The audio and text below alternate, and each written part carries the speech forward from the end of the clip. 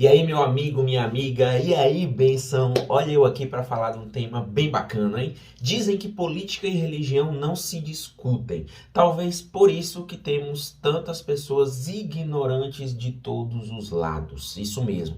Nós estamos aqui para falar de um tema bem bacana e nós vamos falar aqui de um tema especial que eu escolhi aqui.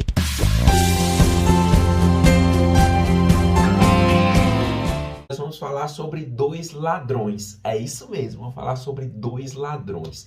Dois ladrões que estão relatados na Bíblia. Um está relatado aí, se você quiser pegar sua Bíblia para acompanhar, em Marcos 15. Marcos capítulo 15, do versículo 1 ao versículo 20. E o outro está relatado em Lucas. Lucas 23, do 39 ao 43. Bem, em resumo para você aqui, o primeiro ladrão que a gente vai falar é sobre Barrabás. Como vocês sabem, Jesus, ele foi preso, ele foi condenado, mas os motivos da condenação de Cristo. Pelo tribunal judeu, Jesus foi condenado por dois motivos. Primeiro, porque ele disse que era o Messias, e para isso, para eles, era heresias algum homem, como aquele carpinteiro humilde, dizer que era o Messias, aquele tão esperado por todos. E o segundo motivo, por ter falado contra o templo. Jesus falou que o templo seria destruído e isso para eles era uma heresia tremenda. Então, o Sinédrio, ele poderia condenar, mas não tinha o direito de executar a sentença. Por isso foram procurar o poder romano para que pudesse ser dada então a punição para Jesus. Só que para os romanos, Jesus foi apresentado com outra acusação, vez que essas acusações eram acusações religiosas e os romanos, estavam nem aí para as acusações religiosas. Eles queriam de fato uma acusação que pudesse condenar a Cristo. E aí eles apresentaram então, os judeus apresentaram uma condenação civil, apresentando Jesus então como o Messias anti-romano, que queria ali se proclamar rei dos judeus e iniciar um motim, uma revolução contra eles. Mas sabe, os judeus, eles foram precisos na sua acusação contra os romanos, colocaram ele numa saia justa. Por quê?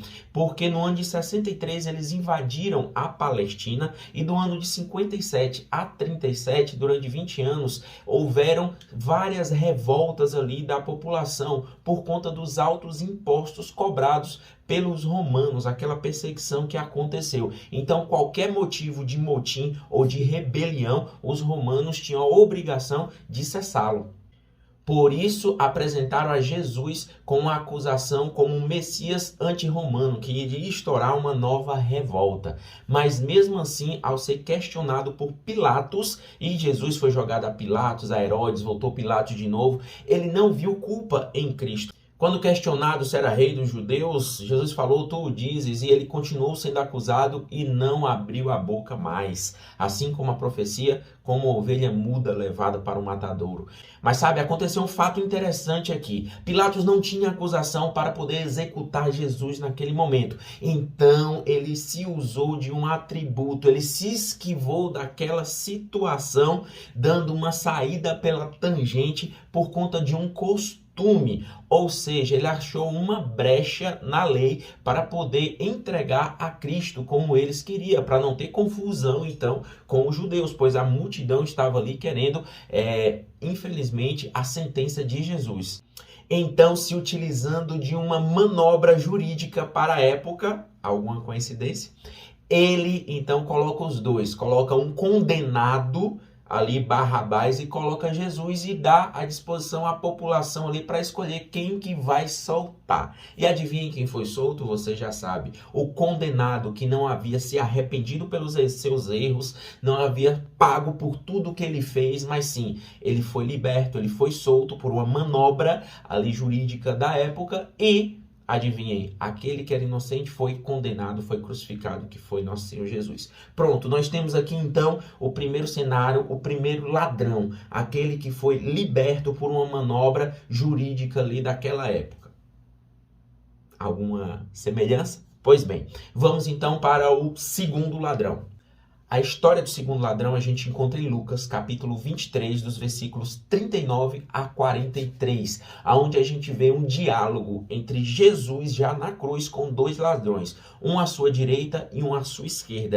E é interessante, pois um dos ladrões está zombando de Jesus, enquanto o outro reconhece o seu estado de pecador e diz ser justo, está sofrendo aquela condenação, reconhece os seus pecados e ali pede naquele momento ali perdão a Cristo. E Cristo o perdoa e sabe, ele naquele momento ele é perdoado e Jesus diz para ele, certo que te digo hoje, estarás comigo no paraíso. Jesus promete àquele ladrão a salvação e o perdão dos seus pecados.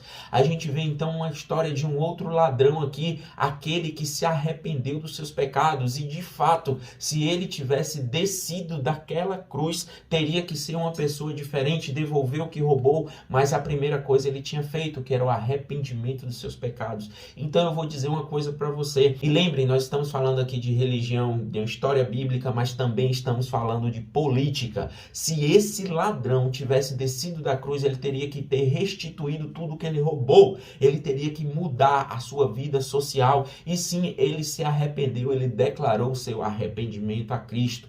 Todo aquele que for condenado, mas decidiu em seu coração se arrepender e ter uma nova vida, Deus dá uma nova oportunidade. Não é porque uma pessoa é um ex-condenado, um ex-presidiário, que não tem a oportunidade de viver uma nova vida. Não, não é sobre isso. Existem várias pessoas que cometeram erros sim, mas que se arrependem dos seus pecados e podem ser, de fato, realocados na sociedade e viver a sua vida nova, em novidade de vida aí, ao lado de Deus, ao lado de sua família ou daqueles que o amam. Não estamos falando disso, mas estamos falando aqui, eu quero que entendam a diferença desses dois ladrões.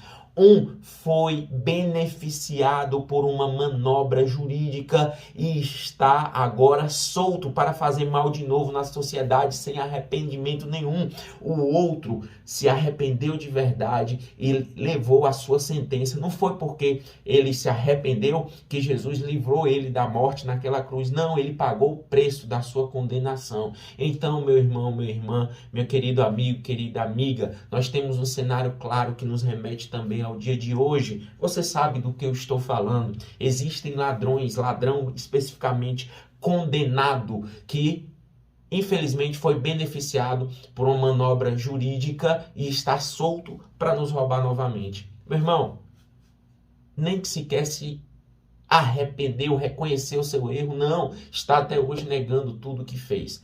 Mas de fato que a justiça seja feita. Então entenda bem, eu estou trazendo para você aqui relatos bíblicos para você entender a diferença entre o arrependimento sincero. Não é porque é um ex-condenado, mas infelizmente é pela falta de arrependimento, caráter e índole, por não defender os princípios e valores de Cristo, que você como cristão não pode de maneira nenhuma defender esse tipo de política ou esse tipo de ideologia.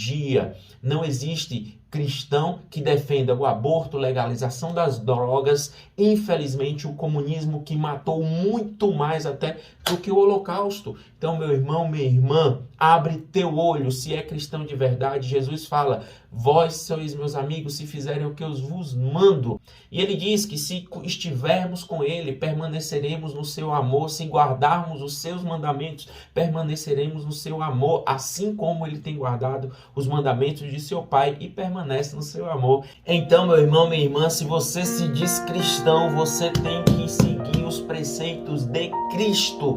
Não tem como alguém que se diz cristão e defender ideologia de gênero, defender legalização do aborto, assassinato de bebês, defender legalização das drogas, o comunismo, marxismo cultural, doutrinas que são antibíblicas, que mataram muito mais até que o Holocausto.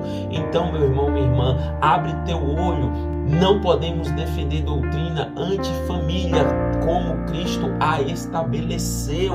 Devemos respeitar a todos, sim, mas devemos sim seguir os preceitos que Cristo nos ensinou. Espero que esse vídeo tenha te ajudado de alguma forma a entender essa diferença. Então, de fato, escolha seu candidato por princípios e valores. Olhe bem para o plano de governo, olhe bem para as doutrinas, as ideologias, aquilo que defende, porque talvez isso poderá até te afetar também.